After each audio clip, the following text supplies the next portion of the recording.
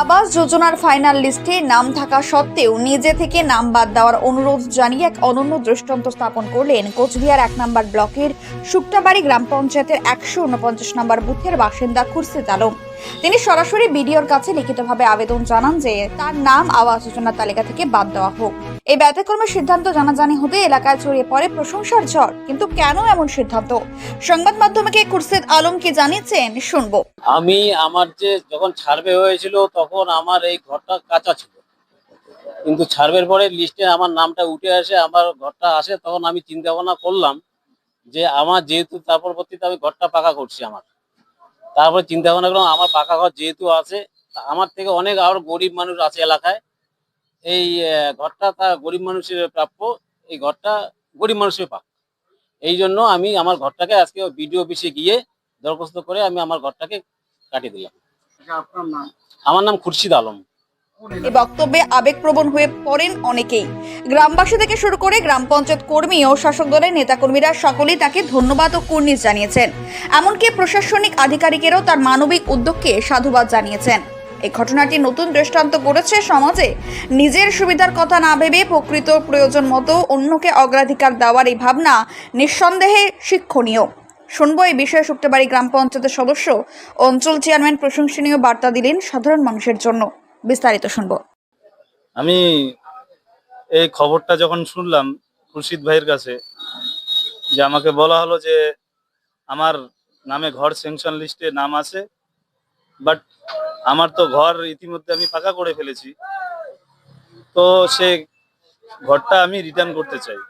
আমি শুনে খুবই এনাকে সাধুবাদ দিলাম, যেটা খুবই ভালো চিন্তাধারা, যে আজকে এই বাংলার যে আবাস যোজনা, এই প্রকল্পটা আমাদের মাননীয় মুখ্যমন্ত্রী, তিনি একমাত্র যাদের কাঁচা বাড়ি, স্বাধীন জরাজীর্ণ বাড়ি, তাদের জন্য এই প্রকল্পটা পশ্চিমবাংলার সেন্ট্রাল গভর্নমেন্টের চ্যালেঞ্জ করে ইন্দিরা আবাস যোজনার যে দীর্ঘদিন বাংলার বঞ্চিত করে রেখেছেন, এর চ্যালেঞ্জিং হিসাবে প্রকল্প হিসাবে বাংলার আবাস যোজনাটা প্রকল্পটা পশ্চিমবাংলার বুকে মাননীয় মুখ্যমন্ত্রী চালু করেছেন। তো সেক্ষেত্রে এই ঘর পাওয়ার অধিকার হচ্ছে গরিব মানুষেরই। তো আমাদের যে খুরশিদ ভাই, সেও একসময় গরিবই ছিল, কিন্তু ইতিমধ্যে তার হাতে অনেক টাকা চলে আসে, ব্যবসা বাণিজ্য উন্নতি হয়।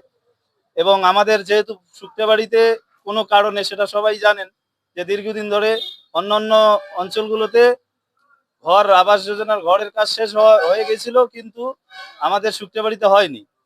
তো ইতিমধ্যে টাকা হাতে আসার কারণে অপেক্ষা না করে তিনি পাকা ঘর করে ফেলেছেন।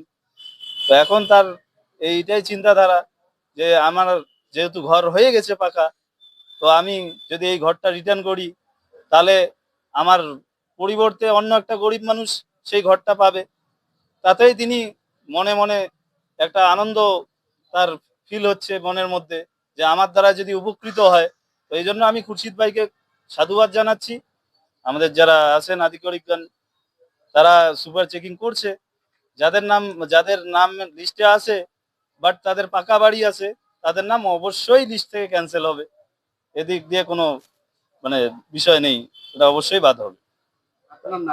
আমার নাম মোহাম্মদ সামিউল রেহান, আমি চেয়ারম্যান শুক্তাবাড়ি অঞ্চল তৃণমূল কংগ্রেস। আমি যেহেতু এই এলাকার পঞ্চায়েত সদস্য, মানে আমার বুথের লোক এবং আমাদের দলেরই একজন বুথ সদস্য, প্রাক্তন বুথ সদস্য, তো ওনার এই উদ্যোগকে আমি অবশ্যই সাধুবাদ জানাই।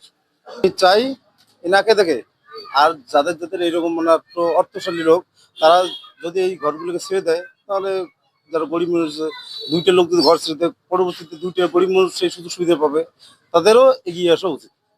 আপনার গ্রামে কি এরকম ছেড়ে দেওয়ার লোক আছে কি? হ্যাঁ, দিতে পারে। এর আগে প্রথম আমি ছাড়ছি, কারণ আমার বুথ সভাপতি ছাড়লো। এবার আমাদের আরো দলের কর্মী যদি কারো থাকে এরকম, তাদেরকে আমি বলবো, অনুরোধ করবো, তারাও দিলে এইভাবে ঘরটাকে ছেড়ে দেয়। আপনার নাম? আমার নাম আবু আলম আহমেদ, কি দায়িত্ব রয়েছে? আমি এই এলাকার পঞ্চায়েত সদস্য।